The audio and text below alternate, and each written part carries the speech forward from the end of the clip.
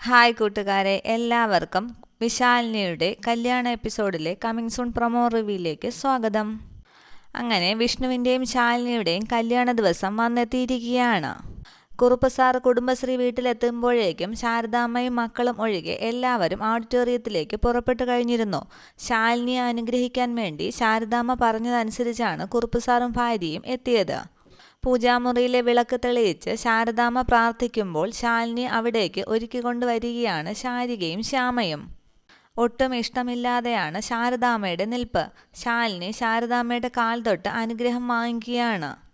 എനിക്ക് വേണ്ടിയല്ല, എൻ്റെ ഈ കുടുംബത്തിന് വേണ്ടിയാണ് എന്ന് പറഞ്ഞ് ശാരദാമ്മയുടെ അനുഗ്രഹം വാങ്ങുകയാണ് ശാലിനി. അതേസമയം രാജേശ്വരിയുടെ വീട്ടിൽ അമ്പലത്തിലേക്ക് പോകാനായി ബാലചന്ദ്രനും റെഡിയാവുകയാണ്. പിന്നീട് വീട്ടിൽ നിന്നും വിഷ്ണുവും അച്ഛൻ്റെയും അമ്മയുടെയും അനുഗ്രഹം വാങ്ങി പ്രീതിയോടും രാഘവൻ നായരോടും സത്യഭാമയോടുമൊപ്പം ഓഡിറ്റോറിയത്തിലേക്ക് പുറപ്പെടുകയാണ്.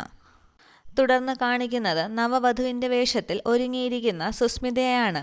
അവസാനം ഒരുങ്ങിയെല്ലാം കഴിഞ്ഞ ശേഷം കണ്ണാടി നോക്കി സുസ്മിത തൻ്റെ കൂട്ടുകാരികളോട് പറയുകയാണ്, ഒരു ദിവസമെങ്കിൽ ഒരു ദിവസം എനിക്ക് അയാളുടെ ഭാര്യയായി ജീവിക്കണം.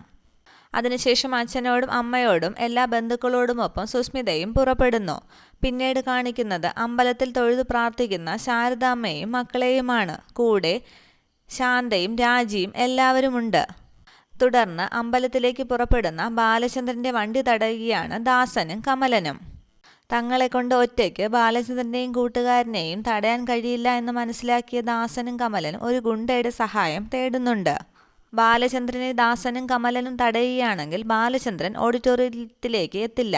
പക്ഷെ അങ്ങനെയാണെങ്കിൽ ശാലിനിയുടെ കല്യാണം മുടങ്ങും.